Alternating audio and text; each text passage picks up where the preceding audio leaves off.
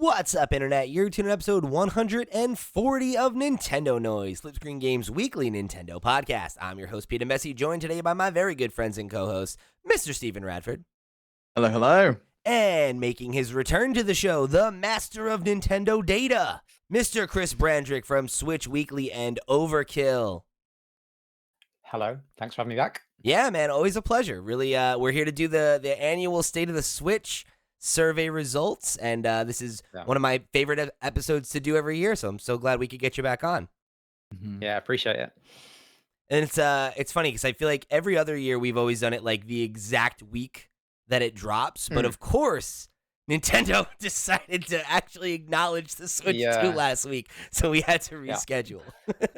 Yeah, no worries. I mean, I saw that coming. I was like, yeah, that's pushed up the news agenda.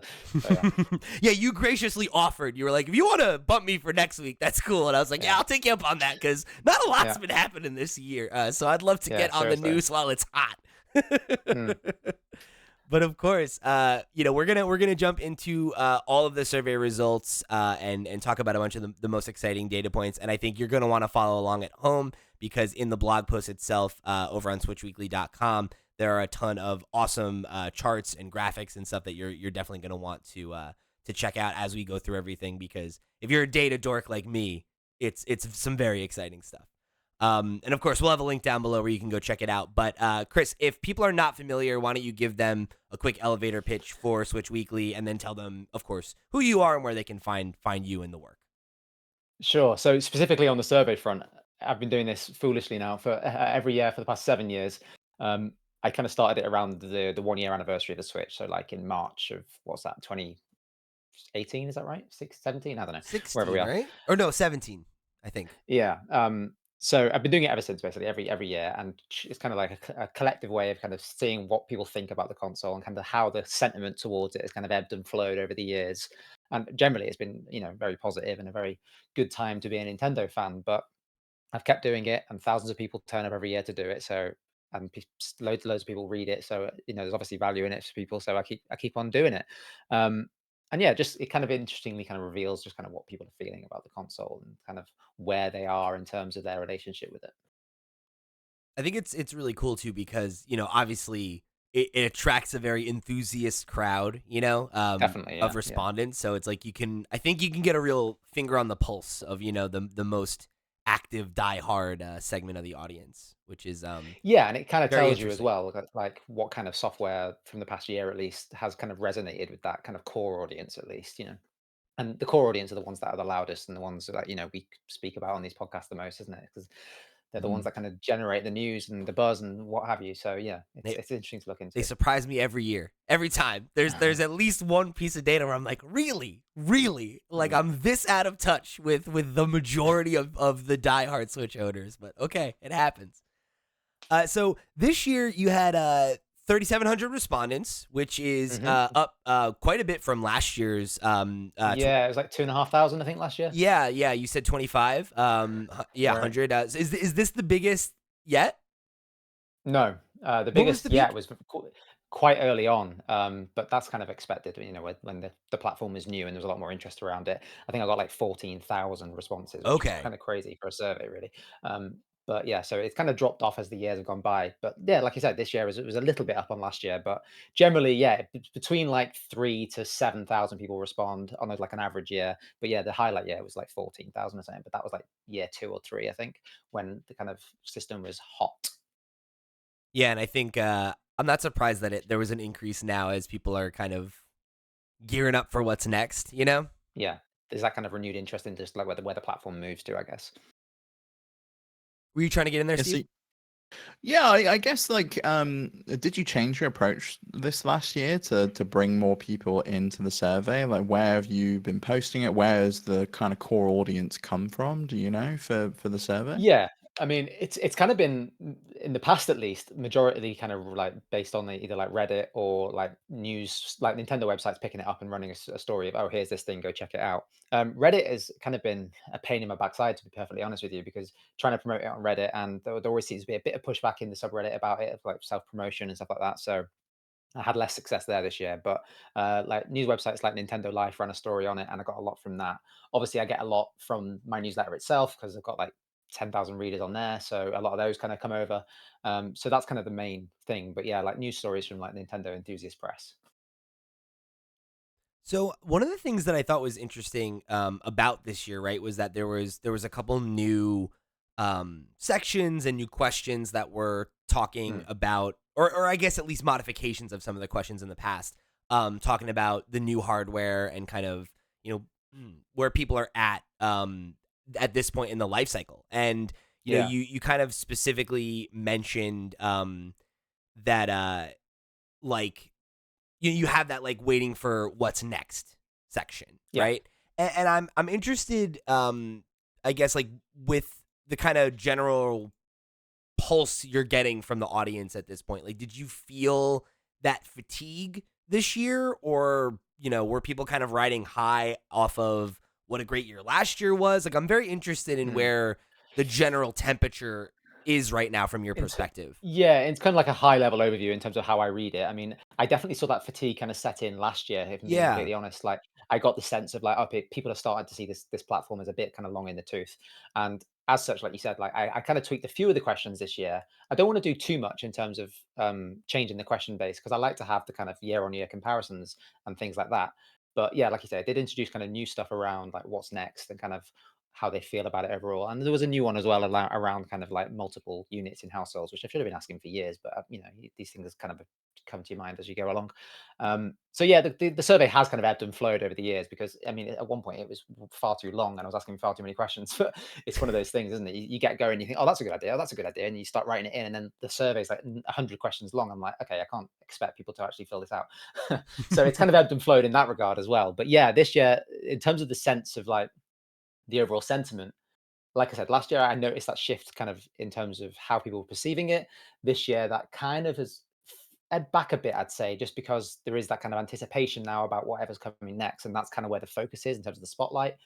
I think it's kind of an accepted thing with the kind of switched on, no pun intended, kind of audience here at least that they're ready for what's next. So that's kind of where the spotlight is in terms of the attention and the kind of oxygen in the room around the Switch. So that was kind of my kind of a broad overview of it. But yeah, like I said, last year I kind of noticed it starting, but I think chiefly around because of the conversation around things like the Steam Deck and like these handheld PCs showing what this kind of form factor could do.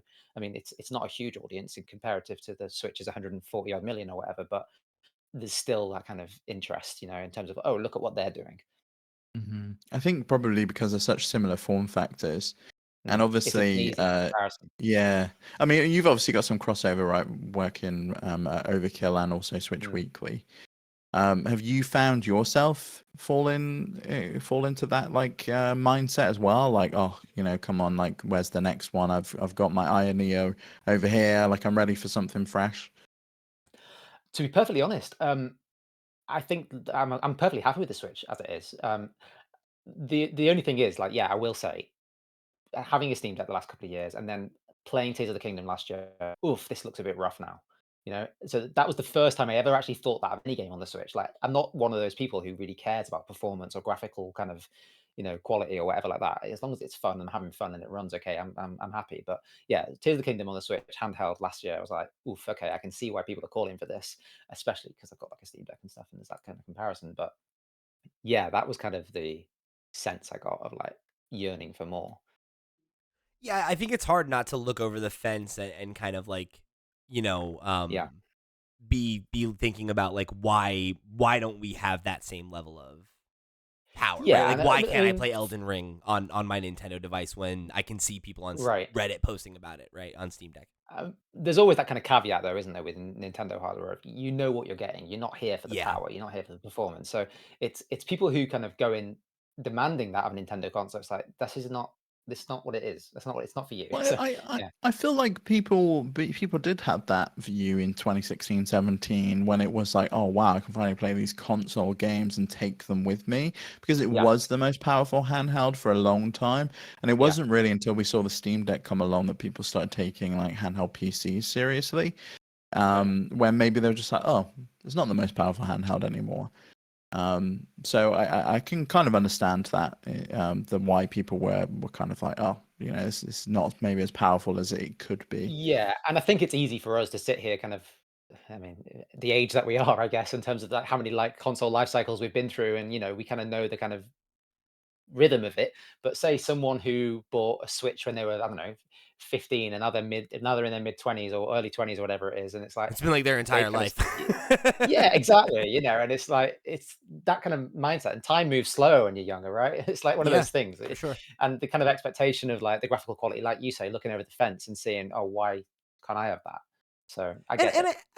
I think the point that you made about Tears of the Kingdom is a salient one. I think that that's a thing that I've personally been feeling the last couple years of the Switch, where it's like Sure. like last year, right? I definitely found myself playing it a lot, right? Because of how much great software there was, and I was not sitting there for most of my time thinking like, this thing's old. It has, Of like course. I'm kind of with you where like I think that the device has served us well for the time that it's been around.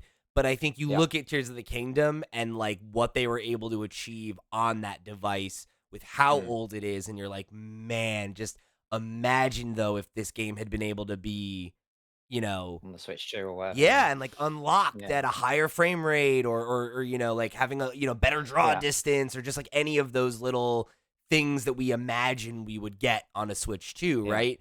And it's hard not to think like, damn, like this game was game of the year for most people, right? If not Baldur's Gate 3.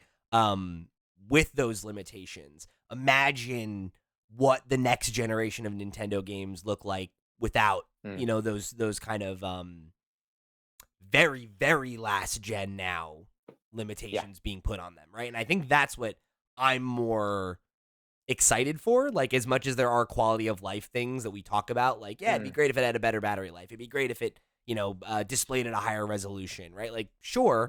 Mm. And I'm more excited by the idea of something like Xenoblade 3, which I really liked, but I kind of bounced off because the base experience on handheld was in like 540, right? And it's just like, Right. it's not quite where I want it to be, right? And Mhm. those limitations, those like moments where you're like, it's not the game, it's the hardware. Yeah. As few as they may have been, You they're can see the starting to bottleneck. happen. It's yeah, you can see it. It's like what Steve said a minute ago, like back in 2017, it kind of set the standard of what kind of handhelds could do. And it was a good while before that kind of standard was kind of reframed or reestablished, I guess. And the nice thing is, I guess, with whatever the Switch 2 is that it seems to me at least that we're very much going to get an evolution, not a revolution here, and Yeah. they're going to play it safe, and it's going to just be a nice hardware spec with some who knows what. So we'll get that, but to what degree is kind of you never know with Nintendo, do you? Where they're going to notch it on the kind of performance scale and what it compares to. But yeah, I think what's kind of exciting about it too, though, is like Steve was bringing up like third party support when we were talking about it recently, and I mm, I was kind of making the point of how third party support never really makes or breaks a Nintendo console, but I do think that no, like how kind of excited we were when stuff like it was like, oh, like Skyrim's on the go now, like mm, if the rumors we've heard of the benchmark being kind of like similar to a PS4 like hold true, mm. imagine how many games that opens up that have never been available Yeah, on a handheld that like, are now things you could potentially. Or even on a Nintendo console, right? Like, Yeah. there's so many games that they could potentially bring over because they've clearly shown that they're willing to put anything on the Switch at this point. It's Like like it's Fallout not 4 just right now, right? Which is having like a yeah. big renaissance. Like that would be a perfect yeah. candidate for like a launch title on a Switch too. And it's like I think people would eat that up, you know? Yeah, and I think the kind of more interesting conversation is obviously the kind of AAA stuff and how they kind of navigate that. It's one of those things, like you say, like Nintendo consoles don't live or die based on AAA stuff. As we'll get into the data here, it's the Nintendo games that sell this thing. But the kind of interesting thing with the Switch, at least, was that it was an indie powerhouse, um, and it's how that conversation may kind of change with all of these other kind of handheld Steam PC Yeah. things in your hand. I don't Mhm. know how that kind of changes because, like I said, like my kind of indie playing has switched over to the Steam Deck. So Well, there's how often true that is, games that but come out on Steam that don't come to Switch until a month, 2 months, maybe 6 months down yeah, the line, and it's like, well, do I want to wait or do I want to be kind of in the zeitgeist at the moment and talking yeah, about it? Yeah, and I think that that's an interesting one. Like when you look at like kind of the data for like what other platforms people play on, right? Because Mm. it's like, you know, I don't know, like do you own one of those devices, right? Because we know obviously that just like at the end of the day, like there are a lot fewer Steam Decks than there are Nintendo Switches in the wild, right? Of Yeah, your survey results, right? With like we acknowledged up front are like dorks, right? Like us, like hardcore people that own more than one handheld, right? yeah, 15% of them own a Steam Deck, right? So it's yeah, like, yeah, I think it's a much more likely scenario that, the vast majority of the folks on this, in this ecosystem are yeah. waiting to buy a Switch 2, not thinking about, let me switch over to the Steam Deck so I can play indie games sooner, Yeah, no, right? Like, I agree completely. Yeah, you're there for the Nintendo games essentially, so you're going to get it regardless because you're not going to get this on the Steam Deck. So it's kind of yeah. a moot point, I guess. Yeah. So like I think probably both can be true, right? Where it's like I Mm. think that there is definitely obviously a significant percentage of people, the three of us included, where yeah, like I'm probably not going to play all my indie games on the Switch 2 because now I play them on my Steam Deck and like I'm kind Yeah. of trained to play them there and there will Mm. be the odd game that'll be like a Nintendo exclusive probably, right? Because they do that Yeah. sometimes, but um I also do think though sometimes like I go from the Steam Deck back to the Switch and I'm just like, wow, this is lighter and smaller Yeah. and I like guess it's that's easy true. Yeah. to hold. If the device is top notch, if it's got a great screen, great controller, it seems they're gonna have new magnetic Joy Cons that we spoke about a couple of Mm. weeks ago. It's possible that it becomes people's first choice again.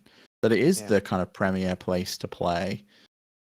And I I mean, I think guess one when of the the things that platform's new, people will be looking for things to play. Like that was, we all oh remember the yeah, early days of the Switch when we're like, let's buy Yeah. Snake Pass and Blaster Master and ZX and Fast RMX. Yeah. exactly, Yeah. right? Yeah. All these games Yeah. that Yeah. everyone was playing because it's like, Yeah. hey, a new thing's on the eShop.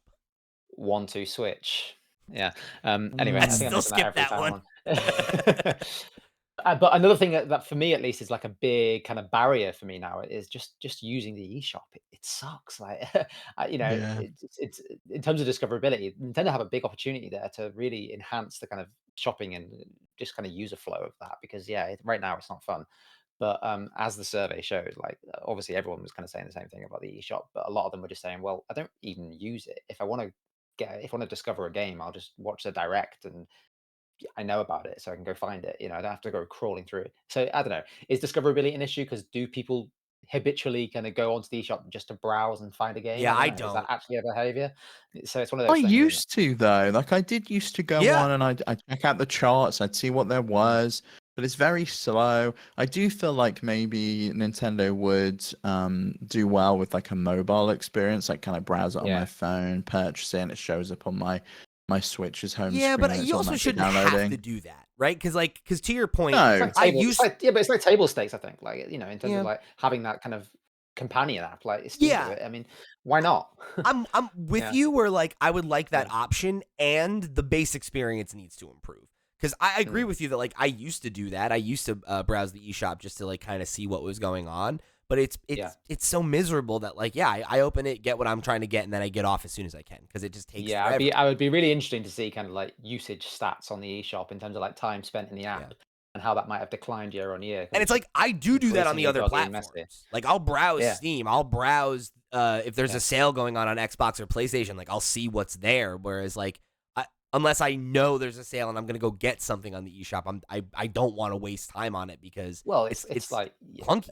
I mean, again, like with this kind of enthusiast crowd that we're, but I mean, our behavior at least, like wish listing on Steam is just the default kind of bookmarking, isn't it? Of Hmm. save for Mhm. later, so it's just so the Well, habitual thing. 71% of Switch owners said they did use the wish list on Mm, the eShop in the survey, but they also you said in the kind of paragraph below those stats that a lot of respondents used the term shovelware. How yeah. did you were you surprised by that? Was that the first time you saw shovelware kind of rearing its head in the survey? Um, no, it's not the first time that I've kind of picked up on it, but it was notable enough this year that I felt it needed a special mention. Last 2 years, again, more so last year, and then this year again more so. But yeah, this year it was really noticeable. I had like a lot of comments. I probably should have did a search on how many it was to be precise, but there was a lot of people mentioning like shovelware or low quality or mobile ports. And I mean, as you know, like with my newsletter, I do a weekly list of like all of the Hmm. games that are coming out. And most weeks it's like 40 games, and I'm like, oh, sigh, because I look at them and like half of them are just pure trash.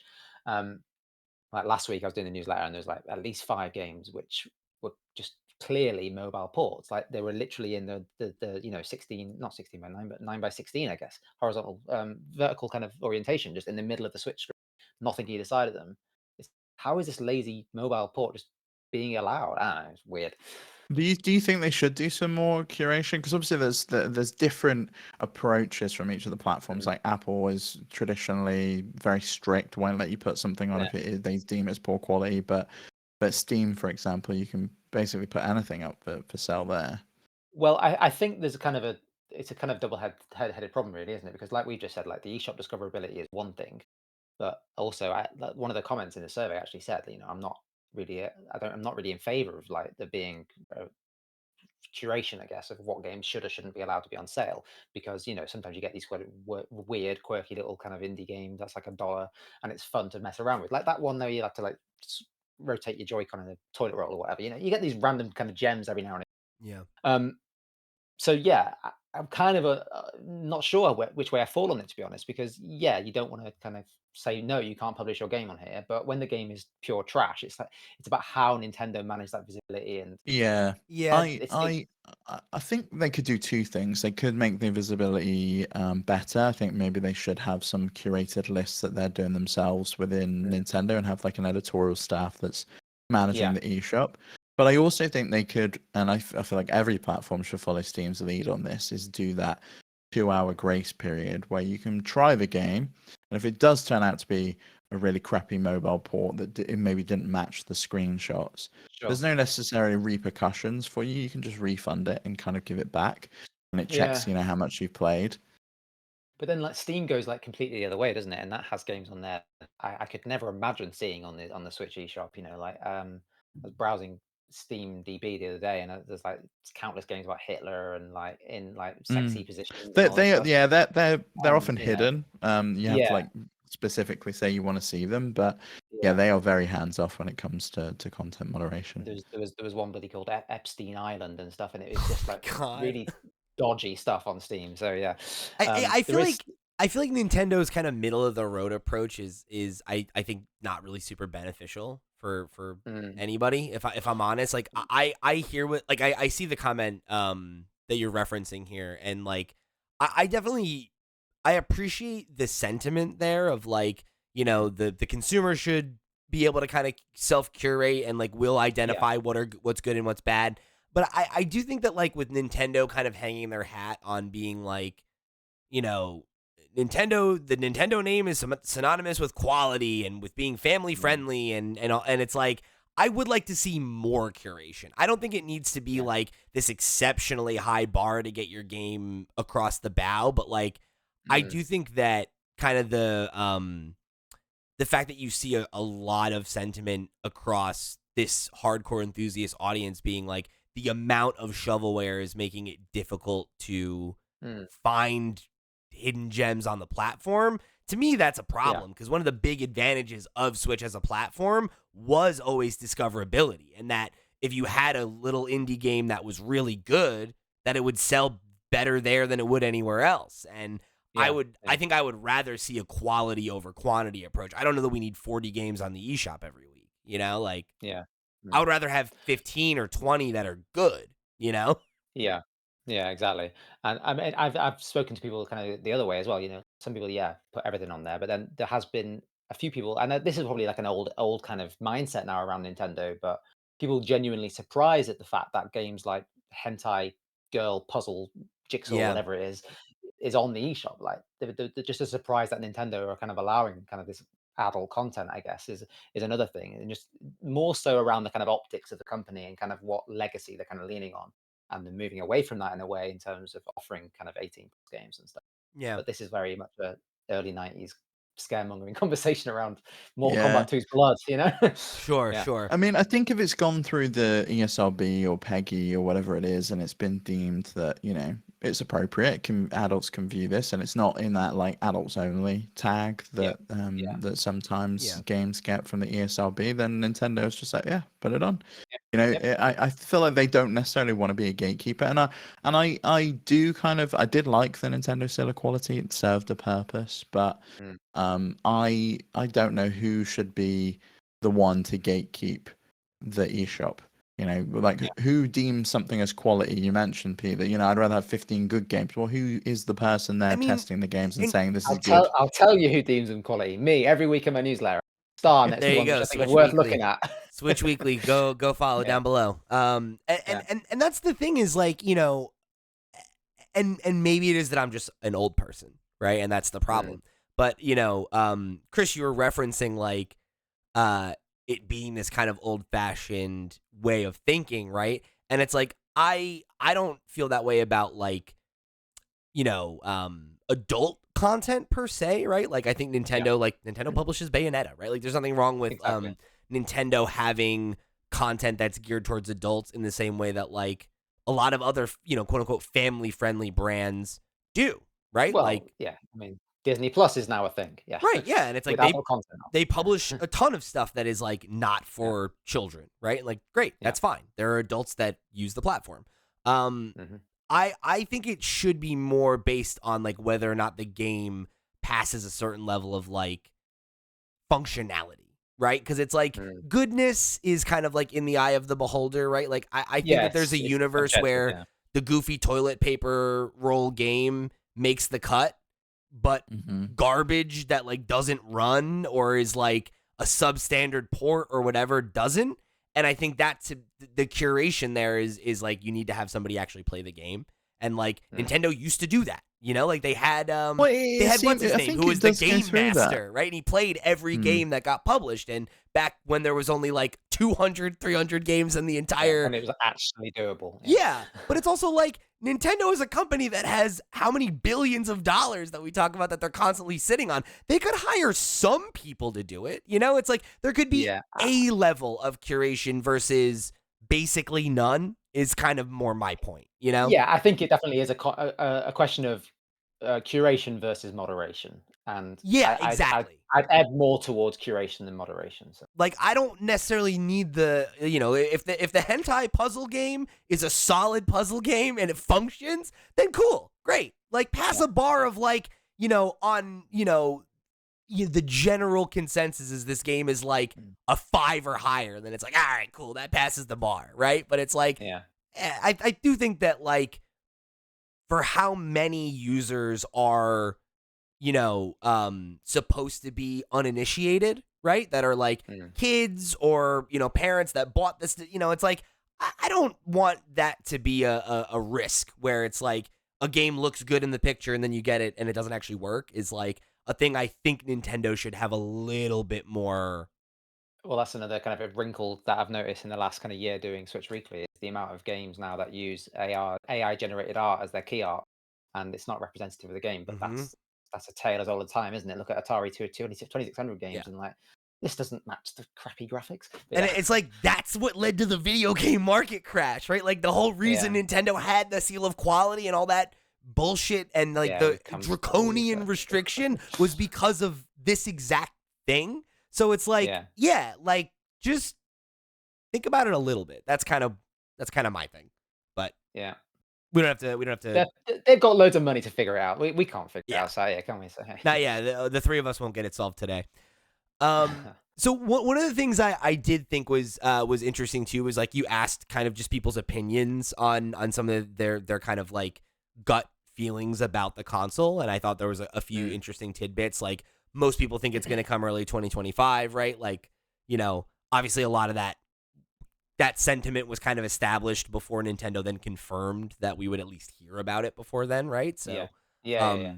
I'm wondering, like, what do you think about that? But like, just gut reaction. Do you have an idea of when you think we're actually going to have the console in our hands? Yes, I think off the bat, at least, what Nintendo did last week, they've actually played a bit of a blinder, haven't they? Because they've kind of they were so smart to kind of get out in front of things in a way because they needed to say something, so they may as well have done it anyway. But yeah, they're kind of established now and kind of set the narrative, I guess, for what the next kind of 8 months looks like or whatever, Hmm. because they kind of you're not going to hear about this new console until far off in the distance. Stop talking about it. The direct, we're going to tell you when it is, and it's only going to be about Switch games. So they kind of like squashed all that usual nonsense that we have to go through. So I think it's quite a smart in terms of setting the expectations at least for what 2024 looks like for the rest of. In fact, I wrote an article about it over on Overkill about kind of Nintendo's framing of things and how they kind of set the expectations for the kind of rest of the year. I think they've done a good job there in terms of what and how they do it. The phrasing on kind of when they've said they're going to announce the console is kind of curious, but I'm kind of two minds because in my head at least, it seems why not just do the Switch playbook? They announced it in October, they revealed more in the January, it was out in the Yeah. March, but I can't see them cannibalizing their own Christmas. In the Wii U era, that didn't matter. They didn't have anything to cannibalize. It was already dead. So it didn't matter to do that in the October. They weren't going to hurt their Christmas sales because they had nothing for Christmas anyway. But this time that's different. So they are in a bit of a rock and a hard place as to when they do it. But I could totally see them doing a January to March kind of launch hype window. The So one I don't know. wrinkle I think makes sense is because I could see you either they instead of that same timeline, it's like you push it back so that it just happens like the start of that is in January, right? Like you reveal Yeah. after the Yeah. holiday season's come and gone. Yeah. Or Yeah. you time that with a price cut. And Yeah. you True. finally cut the price of the thing, and Yeah. it's like, hey, it's so cheap that's what gets you to buy it. That's a good I point, actually. think Yeah. I think that's probably the way they go is we see an announcement this side of Christmas and the holiday season, but we get like a but you don't need it kind of thing because all of the games that we're announcing will also work on the existing Switch, and that's getting a price cut of like $70. So you can now get one for 120 quid if you want a Switch Lite, that kind of thing. Yeah. Yeah. And the kind of inverse of that as well, isn't it? You can still go buy great games we're putting out this Christmas because they're all going to work Mhm. on the Switch too, or, whatever. Well, and then like Um, imagine, like we've seen the Switch sales finally trickle, right? Like they're finally Mm. slowing down, and we know that they're really close to hitting that benchmark of like passing the the PS2. 150. Like they got to be thinking about that, and it's like there's literally never been a console that's made it this long without a price cut. Never. I think, yeah, it showed incredible restraint there, but well, not restraint, but they haven't needed to do it, I guess, because the sales Yeah. have just been consistent because their software strategy has really, really I, worked out well for them and I this think it speaks generation. to But that it was an attractive price point to start, right? And it's like for what you're yeah, getting, it's a good deal, right? And yeah, and I think the whole kind of era of like smartphone era, kind of the reframing of expensive smartphones has really helped them there in that way in Mhm. terms of consumer behavior and their kind of acceptability towards spending on these sort of devices. Totally. But also, like, it's just crazy to me that they've never cut the price. The GameCube got a price cut before it even came out. I mean, I yeah. remember saving up like 179 quid, I think it was, and then they reduced it to 130 before launch. I was like, "What? I can get an extra game, sweet." Well, it's like think So about like the yeah, 3DS, right? Like it's like that yeah, like came out at three. It was more expensive than a Switch at launch, and they had to cut it within like yeah, that's crazy, a isn't it? year or whatever, right? So it's like the thing is maintain an insane level of profitability over time. Mm. The cost of to make it has probably only gone down, right? As the technology's become more and more antiquated. So it's like Yeah, I mean, what's 32 gig of internal storage costing them now? right? Think about that. Yeah, So it's like the idea that yeah, they yeah, could I don't think it would be unreasonable for them to cut the price in half even, right? And it's like, okay, yeah. now base models 150, Switch Lite's 100, like and you go for that Well, yeah, I was thinking about really this earlier. Like, if they could get the regular Switch at 149 and then the OLED at 200, then yeah, yeah. it's crazy, right? I think But that's a I really don't, aggressive price. I don't think they'll be that aggressive. But yeah, I mean, maybe Oh, 130 for the Switch Lite. do you think they even need to do the price cut? Because you asked in the survey like what price people think that it's going to launch at, and most people think $400. So that's a For the good next one. yeah. So that's say that's £400, right? That's a good £140 more than the Switch initially launched for. So do they even need to cut the current Switch if the new one's coming in at that much more? Mhm. Well, I think if they're going to do it and they want to reach that, well, the thing is, that in terms of framing this conversation about if they need to do it and when they're going to do it, is the fact that they said that they expect to sell near enough 14 million switches this financial year. So that's up until what, March 25.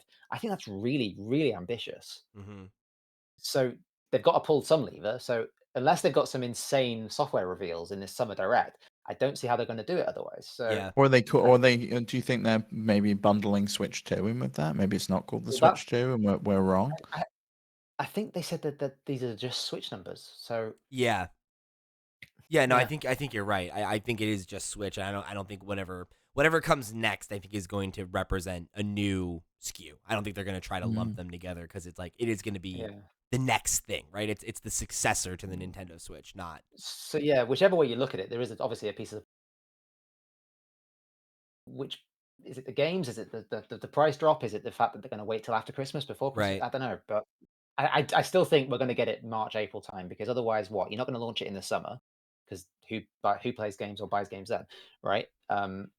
So then you're looking into like September, October, November time, and it's like, do you want to leave it that late? So and obviously Especially like when you see the consoles slowing down in its sales. I mean, that if that is the plan, yeah, I think that's just more evidence for the idea of a price cut then, because there's no other, unless to your point, there are some big software kind of like, I mean, Metroid Prime 4 is like something I guess you could build around something like that we know is in development.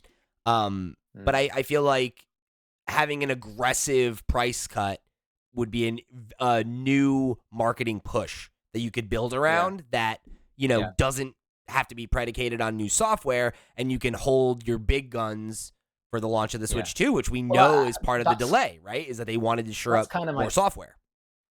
thing is like I don't think any big lever that they pull in terms of software now isn't really going to move hardware because What's left? the big kind of tentpole games, yeah, like you say, what's left. So the interesting thing is titles like Nintendo Switch Sports that's sold over 3 million units.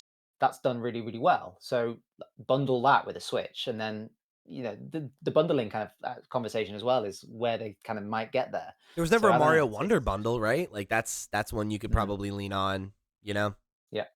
Oh, they're just going to trot the same Mario Kart bundle out again for Black Friday that they've been doing for the last 5 years. And you'll We're not gonna thank see them. You'll anything, thank them see for it anything too. new. Way I could see them driving sales up is with some more limited edition consoles. I could easily see them, doing something to celebrate like an anniversary. Maybe there's a mother themed console. Maybe there's another Pokemon one. And because they did that towards the end of the 2DS's life cycle as well, like the 2DS XL and the 3DS, they all had a bunch of like special editions when it was like hanging on for dear life, and we got like some of the really cool ones, like the Pikachu themed Mm, 2DS XL, which was really cool.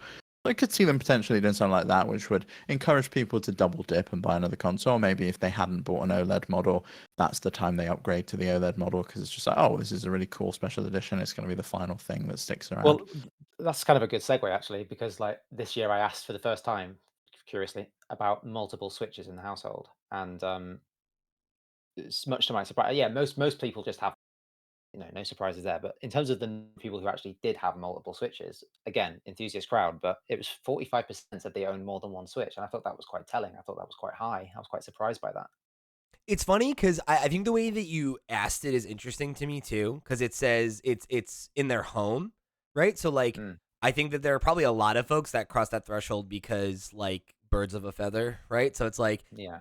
are you as a gamer somebody you as a partner that was already a gamer, or did you turn them on to gaming, or maybe you bought them Hmm. a Switch during lockdown and you both played Animal Crossing together, or whatever, Yeah. right? Mhm. Like I think a lot of people, we saw a huge influx of sales during that time, right? So I think there's probably a lot of folks that have more than one in their house because they live with another gamer. But I own Yeah. two, right? Because I upgraded to an OLED, so I'm a 3 switch household Yeah. actually. Like Well, this. there's Just also kids, right? Kids are going to be a massive factor here. Like 19% had a Switch Lite, and I would imagine most kids probably got given a Switch Lite. Totally. 41% said they had the OLED model, so it could have been they kept the original model behind because apparently 80% said of everyone said they had that. So there's got to be some crossover there that 80% of them have that model and 41% have also got the OLED model. Yeah, So I there's think some like kind of crossover. most of those with the OLED said it was an upgrade. So yeah. Mm. Yeah, it was So 86% said that. Yeah, so it's like a lot Mm, of folks yeah. were probably in a similar situation to me, where even if they maybe only had one Switch, until then, when they upgraded, now they became. Now they've got two, yeah. So that's 45 is very sizable, to be certain. But like, I mean, it is kind of crazy that it's like half of the chorus of the core audience have more than one of this thing. And you made the point in the paragraph below of like, yeah, Nintendo like talked about that from the beginning, that it's like they envisioned, everyone in the household has their own, and it's like that seemed to hold true. And I think the price point is probably a big part of that, which makes me wonder if that $400. This is the thing Steve and I disagree on. I don't think it'll be $400 because I feel like that. I don't necessarily. It feels like it's too much. No, it's too cheap. I could see $349, $329. Right? But like that feels better. I do. I don't think they'll push that $400, to be honest, because if $279 was the Switch, right? Was that right? Am I right? $279. The original model, yeah. The original model. Yeah. So the OLED model is $349.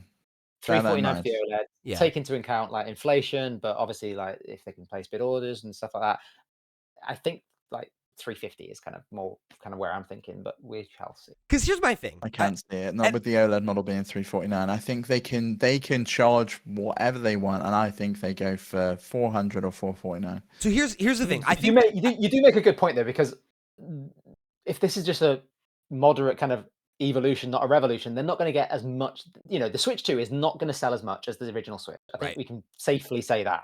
So in terms of getting those people to move over, the people that are going to move over, like you say, Steve, they're going to be the ones that will pay the higher price. So maybe there's some truth to that. So the thing that I think, though, that's interesting is I think that like when you look at the most successful consoles that Nintendo's put out, it has been the ones that appeal to a casual market and that are like at an accessible price point, right? And the Wii was the cheapest console on the market. The DS had a really cheap entry point. The Switch had a cheap entry point. Game Boy had a cheap entry point, right? Like, I think that helps. And I think I hear what you're saying, and I think that that's a good point. And the Switch was unique as a console in that every unit sold was profitable just from selling the hardware. Like, if they can maintain that level of profitability, right? Like, even at, say, $350 for a new thing, like, that's probably way too low. But, like, say that the break-even point is $400. Who's buying one without buying one game? And if games cost $70 now, you cross profitability just from selling the first device. Yeah, I don't think they want to. I think they still want it to be profitable. They've got all of that R&D money they want to claw back. Yeah, but think about how many more people buy it if it's cheaper, versus you make an extra $100, but you create a new customer that buys software exclusively on your store by selling it at a slight loss. All you got to be is like, oh, you like Mario? Here's the new Mario game. Oh, you want to play it? Well, it's costing you got to buy a console. Oh, you like Zelda? You like Tears of the Kingdom? Here's the next one that you got to buy our console. And people buy it. Yeah, Nintendo aren't going to sell hardware at a loss. That's for sure. But think about it. If that's the thing, you're making $20 a console, right? Like just from, and it's like, I don't know, like it's low, but like, I don't know. I wonder if they're not worried about that, because we've heard them talk about them being worried about the audience transitioning over, and like is releasing a console that we've all agreed is not going to be as exciting out the gate because it is an evolution, not a revolution, and it's going to cost more money than the one that we think might get down to $200. It's like, I don't know, like that seems rough. But it's still cheaper of the three big consoles, and it's the only one you can take with you. And the PS5, if you want the one with the disc drive, is $499. It's $449 without. I think it might be $500 and something now with the disc drive, because you've got to buy them separately. So I think if they can get to $400, $429, $449, they're still undercutting the competition. They've got the games you want to play. You can bring your entire Switch library with you, and you can take the games on the go. And you can play a whole bunch more games because it's way more powerful. Yeah, I just don't know. I don't know that it's gonna. I don't know. Again, it comes back to this kind of price conversation as to where things actually line in the lineup. But come March, April next year, the Nintendo Switch family of systems, is still going to be there. Or what is that? That's for the birthday of the Nintendo Switch family of systems. Is that it? Okay, so I don't know. Didn't do it again. Can we get any? Okay, weird. for those listening, I just triggered some sort of weird confetti effect on my screen. Anyway, yeah, the other consoles are still going to be around. So, like I said, they're still going to have that OLED one, 349 or Yeah. whatever the price cut version is. So it's where it kind of stacks up in the kind of broader lineup, So who knows? But Yeah. yeah, most people think it's going to be around 400. So we shall see. All right, so I want to put a pin on the next gen conversation, and then we can get into some more of the data here. Around 80% of the people surveyed felt that Nintendo will stick with the Switch branding, and 20% said that they think that they'll move to a new name. We had a question here from Andrew Valentine who wrote in and said, "While any name or branding changes are at the whims of Nintendo, are you planning any changes to the Switch Weekly format?" Yes, but I feel like I've said this every time I've come on the podcast. Oh, I need to get ahead of it. I need to get ahead of it. And it's nearly It's here. closing So it's a bit in. of it's a bit of a sore point, really. Yes is the answer. So you're hoping that they keep the Switch name, right? Like, I mean, then we Well, can that push would it make off my for life another easier. 7 years, right? Yeah, it'd make my life easier. But no, I have got a plan. It's just I've never got round to actually executing it. But hey, we shall see. If they keep it as the Switch, yeah, I'm just on easy street. Yeah, that's 7 years from now, Chris's problem. Yeah. The folks the names that people thought they would go with were Super Nintendo Switch, Nintendo Switch 2, Yeah. new Nintendo Switch, and Nintendo Switch Pro. Oh God. I think those last Not two are new insane. Nintendo Switch. Last two are insane. Yeah. I think Super Nintendo Switch could work. We've talked about that. I think that's cute. I'd be down.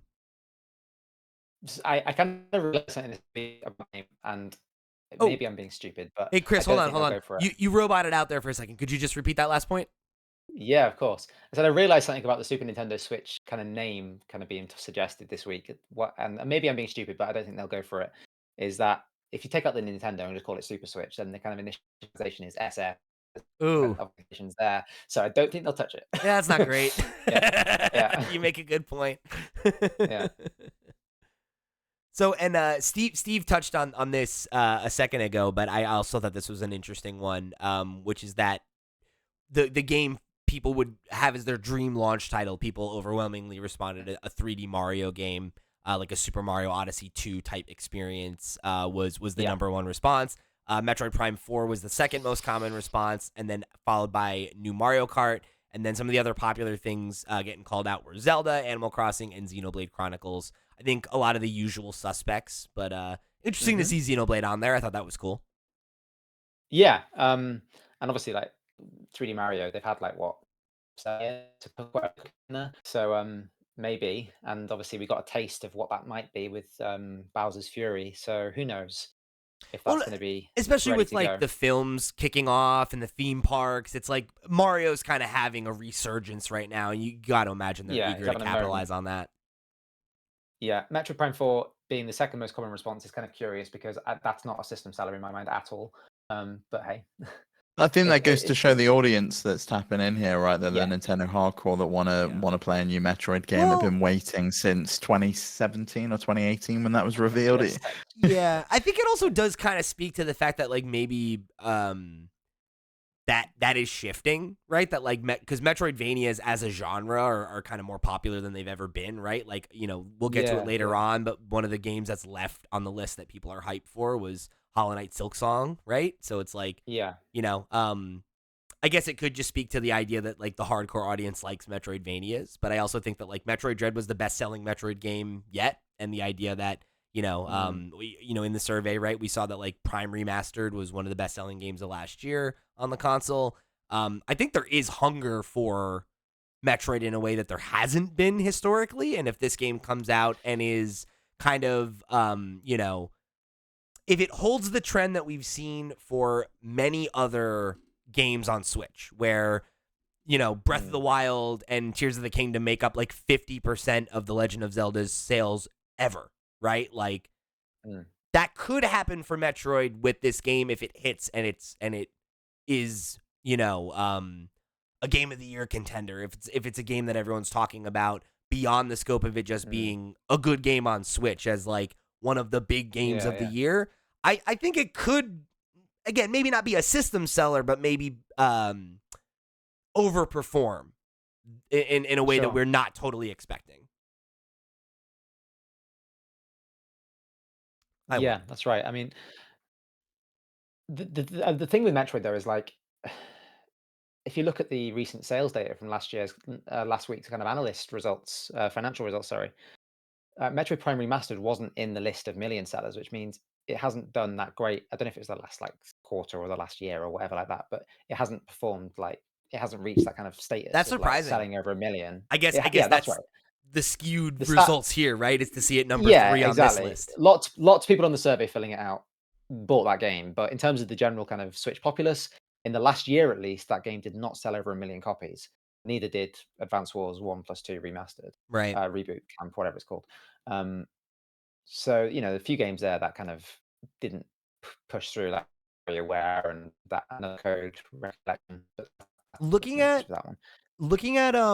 the financial results from May 2023, it looks like Metroid Prime sold 1.09 million in that first year, I guess. So um I guess It hasn't made it to 2 million. yeah. So I mean, definitely not one of the high performers, to be sure. Mm, mm. Though I guess, yeah, I don't know. It's an interesting one because like I would have expected Dread to not hit the numbers that it hit, and I think that Prime 4 is something that will appeal to more people than Dread did. Maybe. I don't know. Big if, I guess.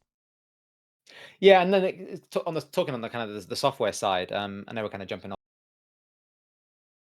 Obviously, Nintendo's saying they're going to have that Summer Direct. In terms of what's still left on the table, one of the questions I did ask people is what franchises folks felt were kind of still missing from the Switch, and the most common one there was Star Fox. That's the most kind of clamored for, I guess, in terms of what series Nintendo haven't touched yet. That would be an interesting one for them to reveal in a direct. Is like the idea that maybe there is like a Star Fox project that's been in development and is ready to come out. Like I wouldn't necessarily count on something like that for a direct like this. I think if there is going to be a big return, I would imagine they would save that for the next gen hardware. So, yeah.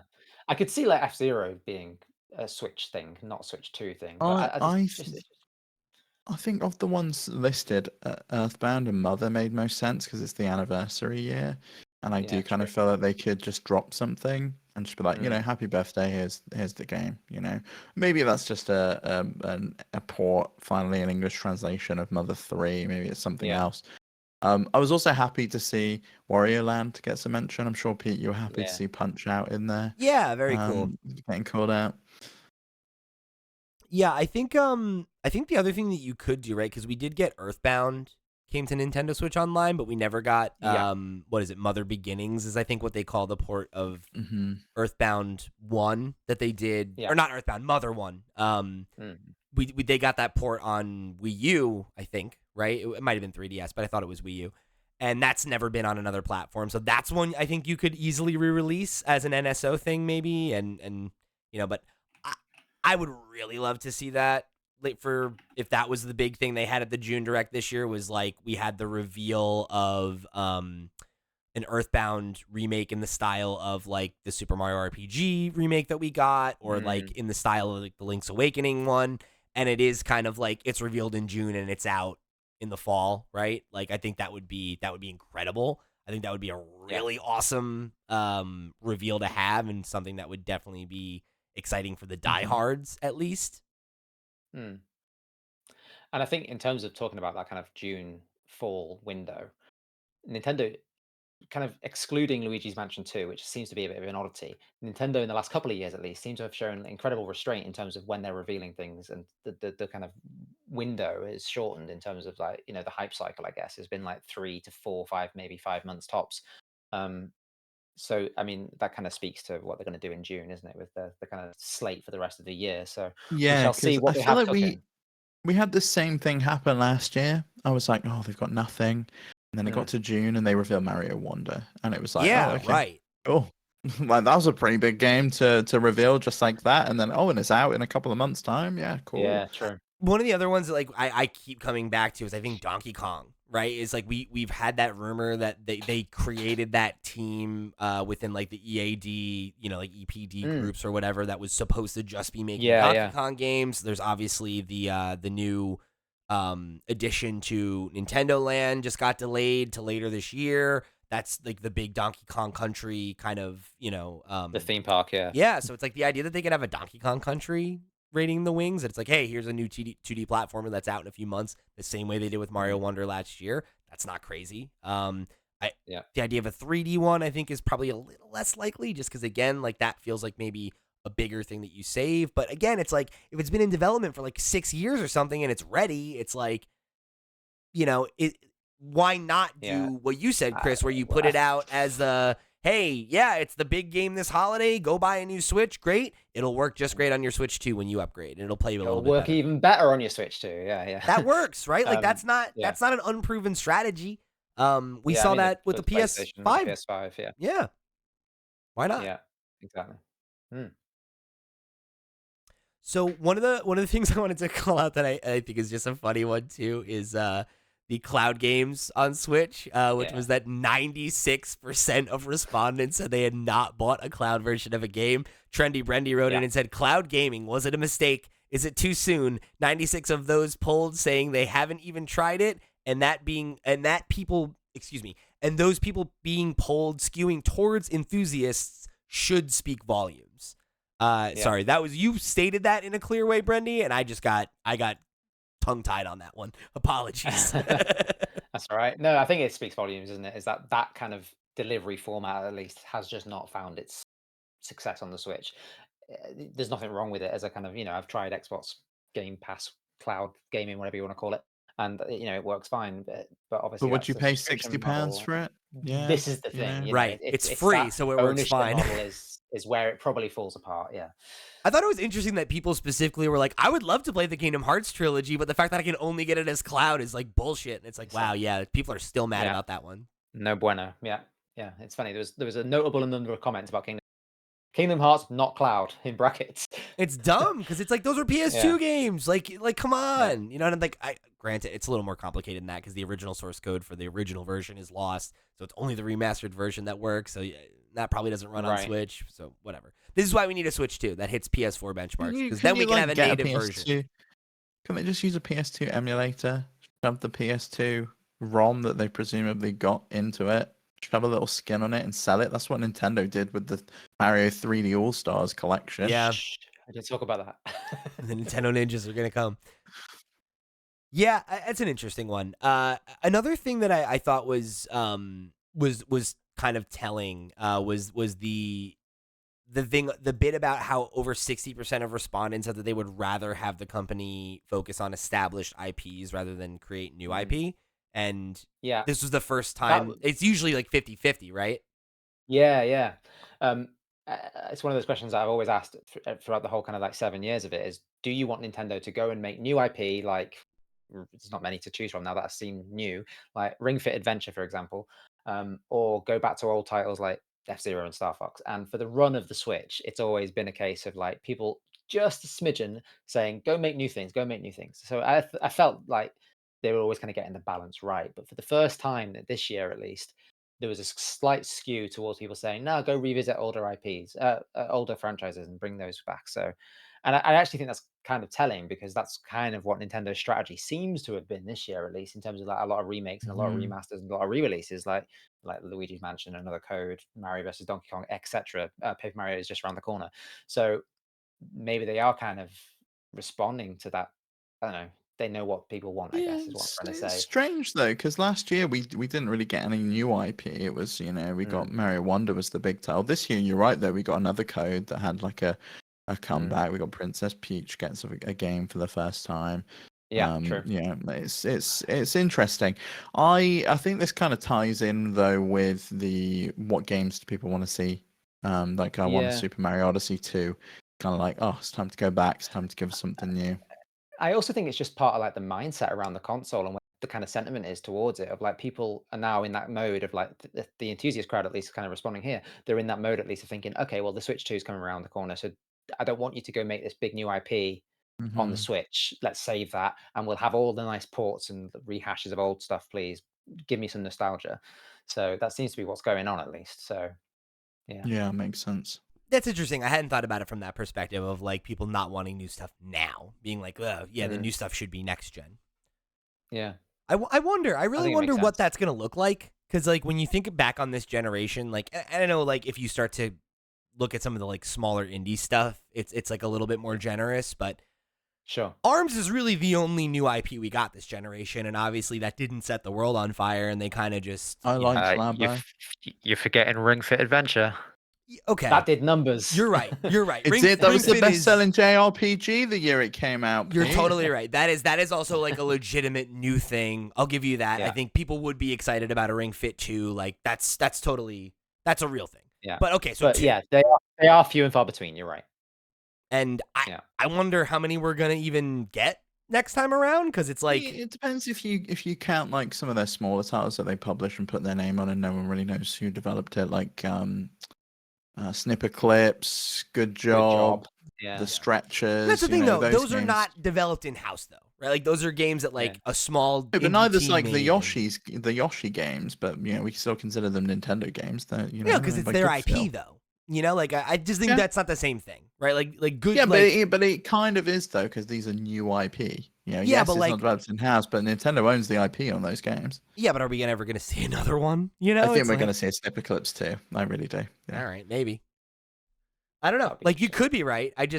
Like when I think of if I was like, what are the new Nintendo IP that came out on the Nintendo Switch in this Yeah, survey? it's a bit Would of a- people it's a have been bit of like a head scratcher, yeah. Snipper Clips? Yeah, Snipper Clips Yeah. is a new Nintendo Yeah, IP. yeah, yeah. I mean, I guess it was in Smash, sure, but like I don't know. Still don't think it's quite the Yeah. same thing. But maybe you're right. Hey, probably sold more copies than Arms anyway. You don't have to do that. You don't have to just drive by Arms like that. It's already dead, you know? Like look, I think the fact that Arms got to be in Smash and got an amiibo is truly the most it could have ever hoped for. Right? Like it's achieved all it's gonna achieve as an IP, and I think that's okay. Sakurai throws a bone. Yeah. Yeah, he did. He did what he could. He let him get an assist trophy and a character, you know? I think that's pretty good. One of the things that just continues to confound me has always just been that docked is the most popular way to play. Like I'm Mhm. still so floored by that. That one surprises me every year. It's like always a little more popular. It's like they're basically Yeah. neck and neck, but yeah, I feel like I only know one person that plays majority of the time docked. Yeah. It And really ain't depends on more. what I'm playing. It really depends on what I'm playing, because sometimes, Pete, the handheld experiences you mentioned with Xenoblade, not great. Yeah. You want to play some games on the best screen in the best way possible. I was like that with Tears of the Kingdom. The OLED But then Switch, some- of course, the best screen. But then sometimes you want to pick it up and you want to go and you want to do different things. Like, or maybe even in the same game, I'm doing different things. Like so there's a boss fight, I'm doing it on the screen, I'm doing it on my TV. But then when I'm just going on an adventure and riding a horse across a field, then I'm going to do that handheld. And it's just like wild though, because like 61% of people said that they never or rarely even take it outside. And I'm just like, man, like, yeah, like, you know, Yeah. I travel with go my Switch all the outside with time. mine these days.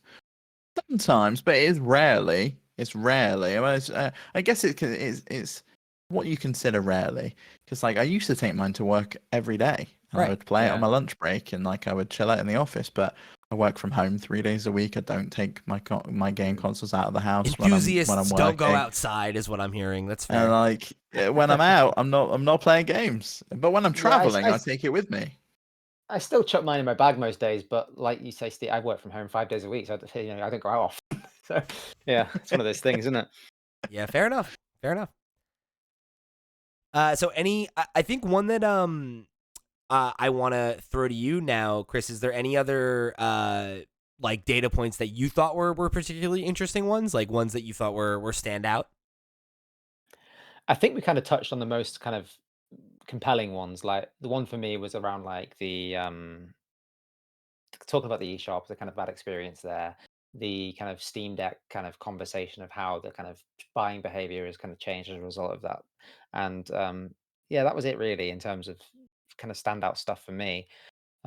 Just looking over things now to see if I've kind of forgotten anything. But yeah, in terms of like library size, people say they have around 50 games now, which is kind of, it's one of those things. There's over 10,000 games on the eShop. So it's not surprising really that these kind of library sizes have grown over time.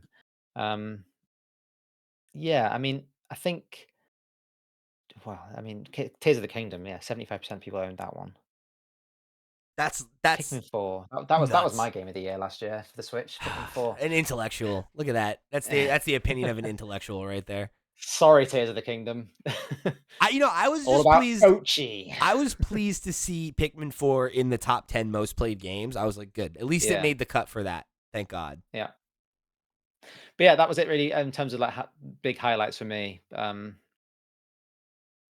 So one of Yeah. the last ones that I wanted to touch on was I thought it was, you always ask about Joy-Con drift, and I thought it was funny. It's like 87% of people said that they had experienced it, and it was like this was the same week that the class action lawsuit was finally dismissed.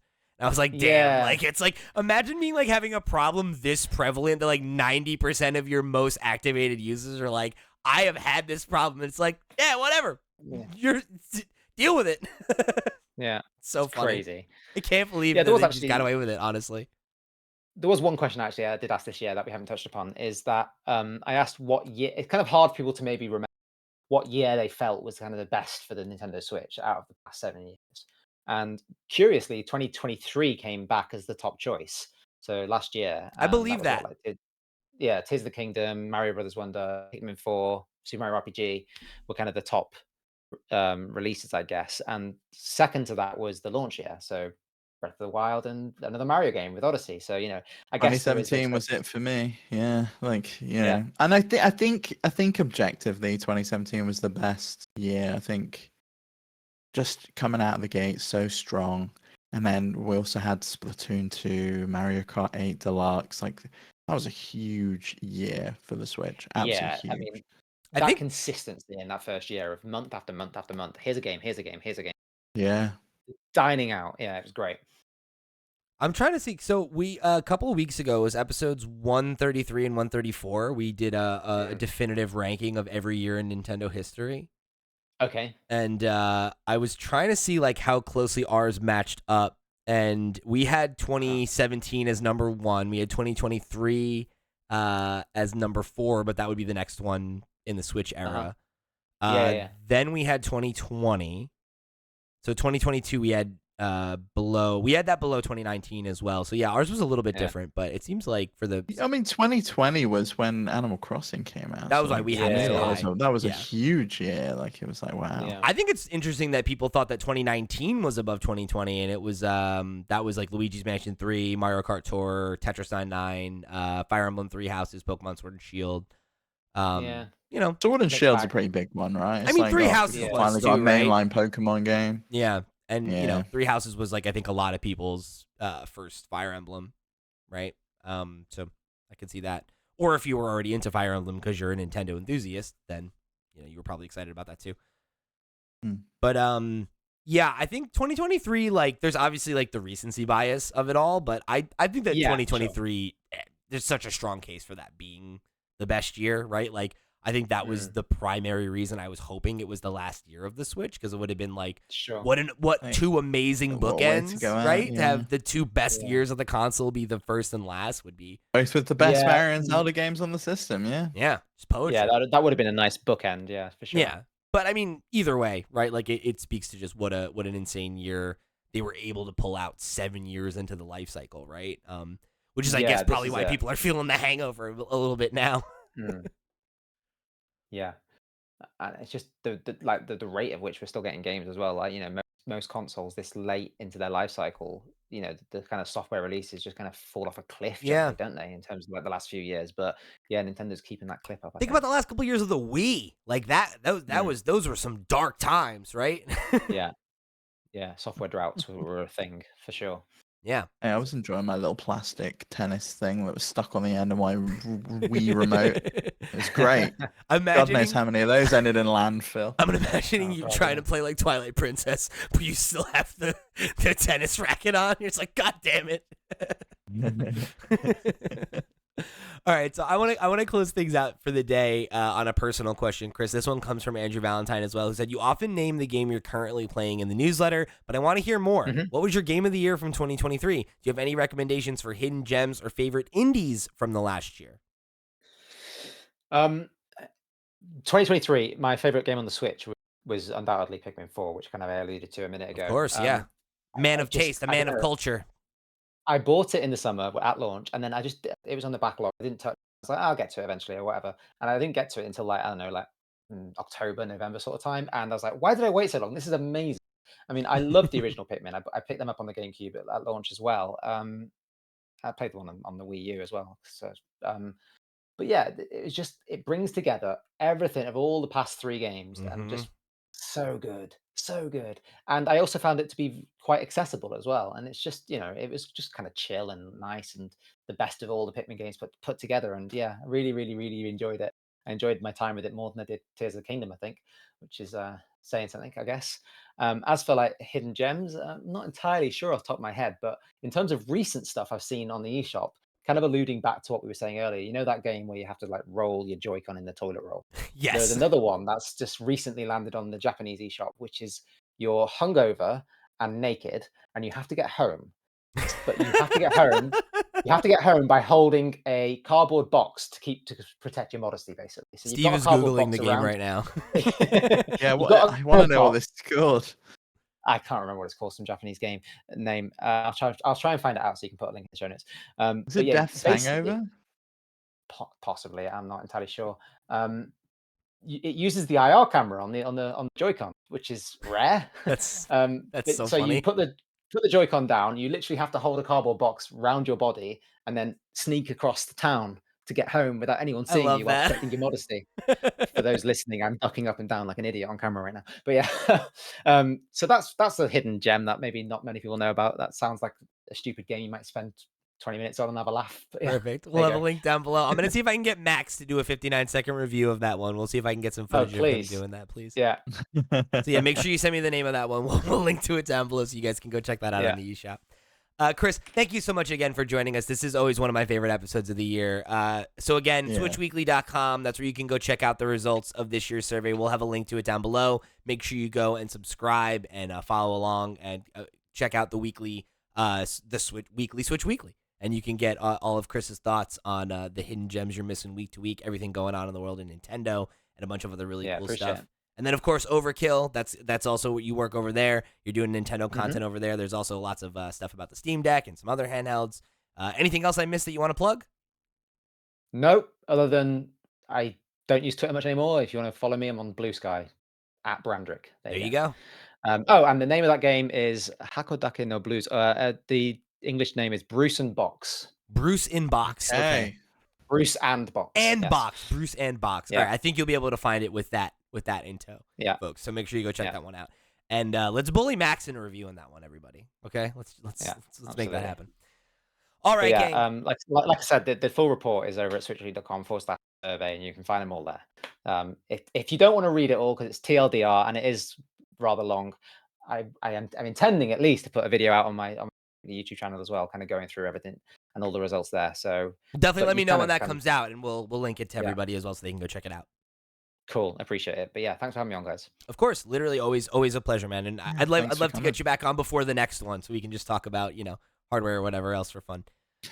Awesome. So again, remember flipscreen.games, that's the website. I may or may not have done the Patreon plugs in the middle. I don't remember if that happened or not, to be honest with you. I don't know that it did. So thank you to all the Patreon producers and supporters and all you guys. This is a special one, so I'm gonna accept that you accept that it either happened or it didn't happen. So thank you guys for listening. If you want to go show your support, if you want to join the community, keep the conversation rolling on Discord. Let us know your thoughts about the survey. What were the things that you were most surprised by? Make sure you go and check us out, flipscreen.games, and come get involved in all the cool ways that you can. And of course, remember to go follow Chris and give him and Switch Weekly a follow. For the crew, I've been Pete. He's been Chris. He's been Steve. We'll see you next week. Hey, look, it's a happy birthday. Take it easy, everybody. Bye-bye.